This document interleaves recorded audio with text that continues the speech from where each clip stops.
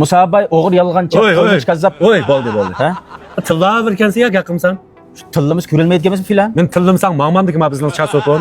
Butun Shinjongdagi har qanday Musa bayni ko'rilmaydi-ku. Shuni tillab qo'ysam xo'sh bo'ldi ma'la.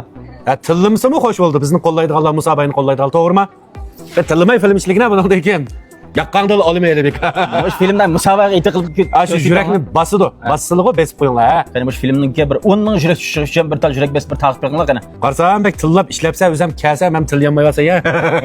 Har qanday chashqin maskalado taltalsiliq, paqroq, yumran, jonliq, tetik, ruh qiladi, kepak yo'qtadi, may tizgillaydi. Tegnin uzuqlantirib, jonlantirib, oqsil to'liqlaydi. Qufasu ishiltish ketmaydi. Bulutma uzun chechiva, xonim qizlar, adillarimiz, apillarimiz Mushu chasoponimiz yuyiblam, qufasu ishlatmizmi? Chechi ajoyib jonliq bo'lib ketadi. Unda hozir 29 mochanga badiq kirasini haqsiz qilib atdik.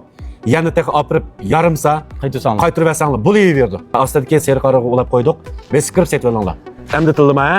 Ma'qul. Adamma cho'nglar, serqardan ololmaydiganlar gap qilmayli ayrimxonaga unizlarni bilan yo'llab qo'ysanglar biz sizlar uchun davomli xizmatda biz ayrimxona setpasak bo'ladi.